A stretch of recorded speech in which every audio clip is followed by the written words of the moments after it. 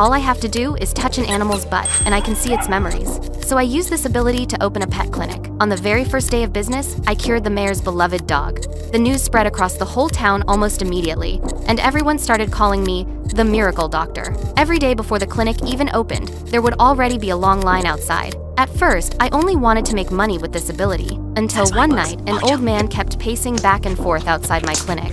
He looked extremely worried and asked me why his dog had suddenly stopped eating. I thought it was just being a picky eater, so I told him the dog had probably eaten too many treats lately. But the old man immediately shook his head. He said they couldn't even afford treats. That was when I realized something was wrong. So I asked him to bring the dog inside for an examination. The old man hesitated for a moment. He lowered his head and glanced at his pocket, as if he was worried about the medical bill. I immediately told him that the clinic was offering free checkups that day. The moment he heard that, he finally let out a sigh of relief and quickly led the dog into the clinic.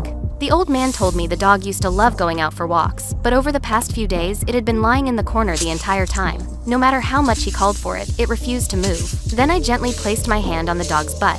The next second, I saw all of its memories. At that instant, my eyes turned red. In the dog's heart, it had always believed it was burdening its owner. In order to take care of it, the old man went out every day collecting recyclables to make money.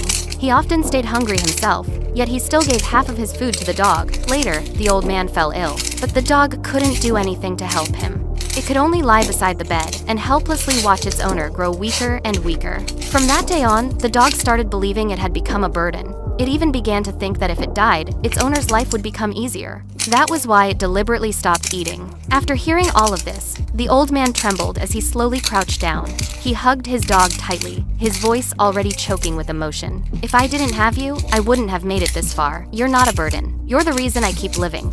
The dog seemed to truly understand him. When the old man opened another can of dog food, the dog finally lowered its head and started eating. Before they left, I didn't charge the old man a single cent. I even secretly gave him a large bag of dog food. I told him that if he ever ran into trouble again, he could come back and find me anytime.